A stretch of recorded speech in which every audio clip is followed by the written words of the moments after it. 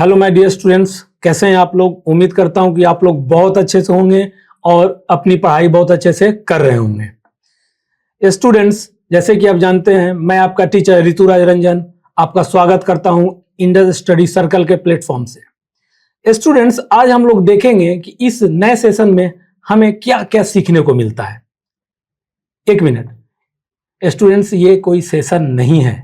This is not an a lecture, but this is very informative video for the students who are in class 9th and 10th because आपको पता है, क्योंकि CBSE board ने जो big move किया है betterment for the betterment of student, उसकी हम बात करेंगे। आज हम लोग पूरी तरीके से जानेंगे कि जो बिग स्टेप्स सीबीएसई बोर्ड के द्वारा लिया गया है, central board of secondary education, है ना, by national education policy 2020। Students, इसमें यह चीज जानना बहुत जरूरी है कि जो चेंजिंग किया गया है 2 फेजेस के बारे में एग्जाम का हम लोग बात करेंगे कि exam will be conducted in 2 phases in an year. मतलब एक साल में पहले एक एग्जाम होती थी, अब आपके पास 2 एग्जाम होंगे। इसके बेनिफिट्स बहुत हैं, है ना। ये स्टूडेंट्स के बेटरमेंट के लिए किया गया है। तो मेरा अनुरोध है मेरे स्टूडेंट से, और ये जो चीज है ना, इसको समझने के लिए आपको बहुत ही टेंटेटिव रहना होगा। किस तरह से आपको एग्जाम का प्रिपरेशन करना है, कैसे मेन एग्जाम देना है, फिर कैसे आपको कंपार्टमेंट्स के एग्जाम देने होंगे, है ना, जो कि सेकेंड फेज में लिया जाएगा। ठीक है स्टूडेंट्स, चलिए देखते हैं central board of secondary education के द्वारा क्या क्या बड़ा चेंजेस किया गया है। चलिए देखिए, central board of secondary education के द्वारा जो चेंजेस किया गया है उसकी बात हम लोग पहले करते हैं। पहला में फर्स्ट अटेम्प्ट इज मैंडेटरी। जैसे कि आप जानते होंगे कि जो सीबीएसई बोर्ड है उसने एग्जाम का जो पैटर्न था उसको थोड़ा सा चेंज किया है, जो कि एक बिग न्यूज है ना। चेंज क्या किया है, तो वो 2 फेजेस में आपके एग्जाम होंगे। पहले कितने फेज में होते थे? 1, अब होंगे 2 फेजेस में, है ना। आगे देखिए, फर्स्ट अटेम्प्ट इज मैंडेटरी।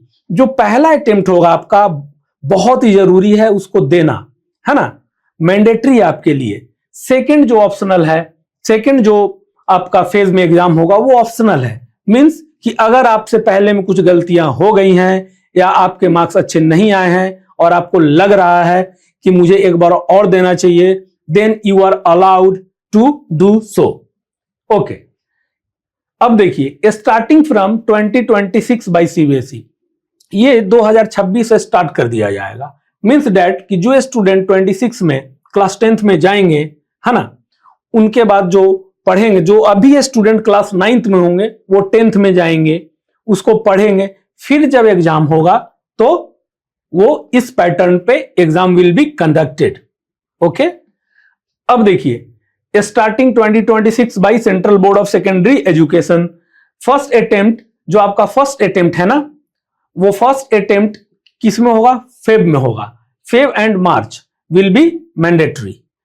ठीक, सेकेंड अटेम्प्ट जो है मई जून में होगा। मतलब कि फेब और मार्च में जो भी आपके एग्जाम कंडक्ट किए जाएंगे, जो भी एग्जाम आपके फेब और मार्च में कंडक्ट किए जाएंगे ना, वो आपका मैंडेटरी होगा। मींस कि जो आपका एग्जाम फेब में और मार्च में होता था, है ना, वो मैंडेटरी है। ऐसा नहीं होगा कि आप ये एग्जाम नहीं दे करके, है ना, आप चाहेंगे कि हम सीधे मई और जून का एग्जाम दे दें। ठीक, ये जो है ये याद रखिएगा, ये इंपॉर्टेंट है। फेब मार्च का बहुत ही मैंडेटरी है। सेकेंड अटेम्प्ट जो है, जो कि कंडक्ट होगा आपका मई और जून में, जो कि ऑप्शनल है। ऑप्शनल का मीन्स क्या है उसके बारे में हम लोग आगे देखेंगे कि ऑप्शनल का मतलब क्या है। ठीक, चलिए अब हम देखते हैं इसका डिटेल्स के बारे में। डिटेल्स क्या कहता है? The best score from the 2 attempts will be counted for each student. जैसे कि मान लो कि कोई स्टूडेंट है जो दोनों फेजेस के एग्जाम देते हैं, है ना, दोनों फेजेस के वो एग्जाम दे रहे हैं, बट हो सकता है कि सेकेंड फेज में अगर कम आ जाए तो, और फर्स्ट फेज में अच्छे नंबर हो, तो वो तो गड़बड़ हो गया। बट यहां कह रहा है कि जो भी आप देते हैं दोनों फेज में जो बेस्ट स्कोर होगा दैट विल बी काउंटेड, है ना, जो भी बढ़िया स्कोर होगा उसको काउंट किया जाएगा। Get it. सेकंड में आइए, internal assessment will only be conducted once per academic year and those marks will be applied to both exam phases. Means that कि मान लो कि आपने पहला फेज का एग्जाम दिया फेब में, ठीक, तो उसके पहले तो आपका इंटरनल जो भी होता है स्कूल्स में वो कर दिए जाते हैं, उसमें जो भी आपके मार्क्स आते हैं, है ना। अगर कोई बच्चा जो है किसी कारणवश सेकंड को दे रहा है ना, मई जून का पेपर, तो क्या वो काउंट होगा? ऐसा तो नहीं है कि सर इंटरनल उसको फिर से देना पड़े, तो बिल्कुल नहीं। जो आप इंटरनल असेसमेंट आपका हो चुका रहेगा, फर्स्ट के लिए भी वही होगा, सेकंड के लिए भी सेम वही होगा, अनदर जो है वो नहीं होने वाला, ठीक। चलिए नेक्स्ट देखिए, the first Feb exam will be open to all regular students compartments and also for the improvements. अब देखिए, जैसे कि मैंने आपको बताया कि जो फर्स्ट फेब एग्जाम जो होगा वो सभी स्टूडेंट के लिए है, दिस इज मैंडेटरी। मतलब आपको जो है कुछ अगर सर्कमस्टांसेस को छोड़ दिया जाए, इन स्पेशल केसेस आगे हम लोग देखेंगे, वो मैंडेटरी है सबके लिए, ठीक। लेकिन जो compartment and also for improvement, और जो सेकेंड एग्जाम होगा ना, जो सेकेंड एग्जाम होगा वो इंप्रूवमेंट्स के लिए होगा।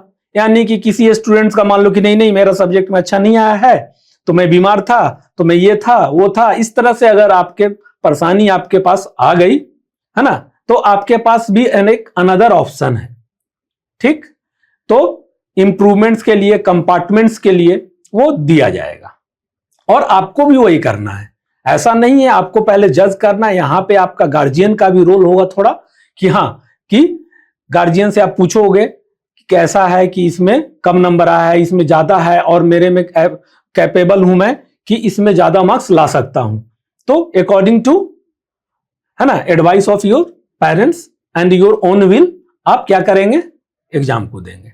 तो ऐसा नहीं है कि आपका एग्जाम में कुछ नुकसान होने वाला है। ये एग्जाम करने का सीबीएसई का सिर्फ एक मकसद था, कि वो मकसद ये था कि स्टूडेंट का जो स्ट्रेस लेवल है ना, वो बहुत ज्यादा होता था कि अच्छा मेरा एग्जाम, मान लो कि कोई बीमार पड़ जाए, है ना, किसी के घर में कुछ परेशानी हो, बहुत सारी चीजें होती हैं, है ना, अनइवन। तो उस तरह से अगर बच्चे नहीं दे पाए तो उनको 1 ईयर तो खराब हुआ ना। तो ये चीज को हम क्या कहते हैं कि सोचते हुए जो है सीबीएसई बोर्ड ने ये स्टेप लिया है, which is a big step. Stress level को आपका कम करेगा। अगर कोई स्टूडेंट नहीं दे पाता है तो उसको परेशान होने का आवश्यकता नहीं, उसके पास एक अनदर ऑप्शन है जिसको वो फिर से मई जून में एग्जाम को अपना दे पाएगा और अच्छा स्कोर कर पाएगा, ठीक। इसलिए अब देखते हैं मई जून में क्या है बेस्ट फॉर। ये देखिए मई जून का बेस्ट क्या है, आपको क्या करना है कि मान लो आप तैयारी कर रहे हो, ठीक, तो तैयारी के दौरान क्या होगा कि आपको लगेगा कि नहीं ऐसा नहीं है, तो मैं तैयारी किया था तो मेरे ज्यादा स्कोर नहीं आ रहे हैं, हमको मुश्किल हो रहा है। तभी अगर तैयारी आपका ठीक ठाक है, बढ़िया है, तो आप क्या करेंगे, कोशिश बहुत जी जान लगा देंगे कि पहला जो है मैंडेटरी एग्जाम, है ना, मेन एग्जाम जो फेब में होगा उसमें ही अच्छा करने का, ताकि वो बर्डन आपके पास न रहे, है ना, सेकंड का झंझट ही न रहे आपके पास। तो वो चीज आप ध्यान में रखेंगे। अदरवाइज कुछ अनइवन नहीं होना चाहिए, बट अगर कुछ ऐसा दिक्कत होती है उसके लिए another you have more option, ठीक। अब देखिए बेस्ट फॉर उस स्टूडेंट के लिए है कि जो इंप्रूवमेंट चाहते हो, है ना, वही कंडीशन आ जाता है बार बार कि अनइवन अगर टाइम चल रहा हो तो इंप्रूवमेंट देना चाहते हैं, चाहे उनको लगता हो कि नहीं इसमें कम मार्क्स आ गया है मेन में, दूसरा कंपार्टमेंट का जो मेरा सब्जेक्ट कमजोर है उसमें हम और अच्छा पढ़ के 2 महीने में ला सकते हैं, तो वो भी देते हैं और वो दे सकते भी हैं, है ना। कंपार्टमेंट्स वाले भी देंगे, इंप्रूवमेंट्स वाले भी देंगे, और दूसरा है कि जिनका इंप्रूवमेंट चाहिए और कंपार्टमेंट्स भी लगा है उनको, है ना, तो वो भी दे सकते हैं। तो ये सारी चीजें आपने देखी, ठीक। तो इस तरह से आपको हमेशा फोकस करना है, जो main exam which will be conducted Feb and March, उसमें आपको परफॉर्म वेल करना होगा। ओके, अब आगे नेक्स्ट देखते हैं क्या इसका एक स्पेशल केसेस है जो कि किस सर्कमस्टांसेस पे ओपन हो सकता है। चलिए नेक्स्ट देखते हैं। ठीक है स्टूडेंट्स, अब आगे देखिए, आगे क्या है आपके पास कि स्पेशल प्रोविजन है ना, कौन सा मैं बताया था आपको, कौन सा सर्कमस्टांसेस होगा जिसमें जो सीबीएसई बोर्ड है वो आपको एक स्पेशल प्रोविजन देगा। तो आप देखिए, special provision exist for sports person, जो भी स्पोर्ट्स पर्सन है, जैसे कि आप जानते होंगे कोटा होता है उनके लिए, उस तरह से अगर कोई ऐसा प्रोविजन हो, या स्टूडेंट फ्रॉम विंटर बाउंड, जैसे कुछ एरिया जो है ना अपने कंट्री का, लेह लद्दाख, ये इस तरह का जो जगह हो गया ना, वो विंटर बाउंड, वहां पे स्कूल्स क्या होंगे, विंटर बाउंड, वो सिचुएशन अलग होता है, वहां का सर्कमस्टांसेस बिल्कुल अलग होता है ना, ये चीज इसके लिए। और चिल्ड्रन विथ स्पेशल नीड्स, अब किसी चिल्ड्रन का एक स्पेशल नीड्स है, कुछ है ना अनइवन चीज है, उसके लिए किया गया है। ठीक, स्पेशल नीड्स मतलब बहुत सारी चीजें आती हैं उसमें, है ना, जो एक स्टूडेंट्स सक्षम ना हो, आने जाने में दिक्कत हो, उनको बहुत सारी चीजें हैं। और आगे, allowing them flexibility in choosing which attempts count as their main exam depending on their circumstances। अब ये सारी क्या है, सर्कमस्टांसेस है ना, हमारे यहाँ सर्कमस्टांसेस उतना नहीं है, और जो स्पेशल प्रोविजन है इसमें सर्कमस्टांसेस आप देख रहे हैं।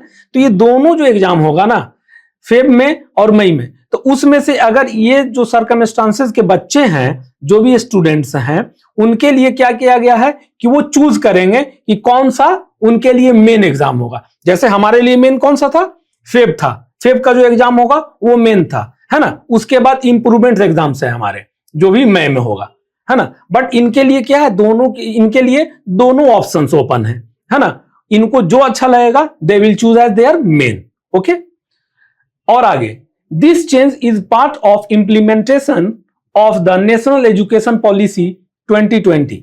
ये जो है, ये स्टेप्स जो बिग मूव लिया गया है सीबीएसई के द्वारा, है ना, सीबीएसई बोर्ड जो इसको अलाउ की है, और स्टेप लिया गया है आपको नेशनल एजुकेशन पॉलिसी के तहत। ठीक, अब देखिए इसका एम क्या है। अब कोई भी चीज अगर बनती है या उसको अप्लाई पॉलिसी को लाया जाता है, तो उसका एम होता है। तो देखिए एम क्या है, to reduce the pressure of high stakes testing, मतलब स्टूडेंट्स इतना ज्यादा प्रेशर होता था, एक इंटरनल एग्जाम होते थे स्कूल के, अपने ये हैं वो हैं, बहुत सारी चीजें होती हैं, उनका एक प्रेशर होता था, और अनइवन कंडीशंस में कि घर पे कोई बीमार पड़ गया या उनका खुद तबीयत खराब हो गया स्टूडेंट्स का, तो they are not in condition to, है ना, give examination in the same time, तो उनका तो एक साल बर्बाद गया। तो इसी चीज को ध्यान में रखते हुए सीबीएसई ने ये स्टेप लिया है, ताकि उनका एक ईयर जो हो वो खराब ना हो, है ना। तो ये चीज का छूट दिया गया है, फ्लेक्सिबिलिटी को बढ़ाया गया है इसमें, और सपोर्टिव और असेसमेंट जो सिस्टम है, ये सारी चीजें। तो अब देखिए इसमें क्या होता है कि जैसे आपका मान लीजिए कि एग्जाम होने वाला है, फेब में एग्जाम हुआ, तो रिजल्ट हो सकता है कि 1.5 महीना बाद आ जाए, तो उसको आप देख लोगे, है ना। कुछ स्टूडेंट तो एग्जाम देते के साथ उनको पता चल जाएगा कि हाँ मेरा इसमें कम सब्जेक्ट मतलब कम मार्क्स आया है, तो अपने गार्जियन से आप जरूर एडवाइस लेंगे, उसके बाद फिर सेकंड का स्टेप लेंगे, है ना। क्योंकि इसमें देखिए लॉस नहीं है कुछ, अगर आपका एग्जाम दे देते हैं और मान लीजिए सेकंड अटेम्प्ट में कम आ जाता है, तो पहला में ज्यादा है, तो वही स्कोर आपका काउंट किया जाएगा, तो इसमें लॉस नहीं है ना। ये चीज हो गया। अब पॉजिटिव क्या है, देखिए पॉजिटिव व्यू इसमें यही है कि सबसे बड़ा चीज कि सभी स्टूडेंट्स का सिचुएशन कंडीशन सेम नहीं होता है ना। बहुत सारी चीजें इसमें, एक स्ट्रेस लेवल, अगर कोई स्टूडेंट बीमार है या उसके घर में कोई बीमार है और वो अकेले करता हो सब कुछ, तो इस तरह के कंडीशंस में स्टूडेंट का ईयर बर्बाद ना हो, इसलिए स्टेप लिया गया है, और ये एक पॉजिटिव और बिग मूव है ना। तो ये चीज हो गई। और दूसरा चीज कि आपको जो है ये सक्सेस जो है, सक्सेस कैसे मिलेगा, तो सबसे इंपॉर्टेंट चीज बच्चों, सबसे ज्यादा इंपॉर्टेंट चीज कि हमें ये नहीं सोचना है कि हमें 2 फेजेस का एग्जाम है, हमें अपना मेन एग्जाम को ही लास्ट एग्जाम मानना है, और उसी तरह से सीरियसनेस के साथ हमें लगना होगा और try to improve our the quality of study, है ना, ये चीज। और सक्सेस आपको तभी मिलेगा, आप लगे रहिए, ये ध्यान में नहीं लाना है कि सेकंड फेज का भी एग्जाम होने वाला है इसलिए मैं थोड़ा वीक हूं, थोड़ा बाद में पढ़ूंगा, नहीं, आपको तैयारी करना है।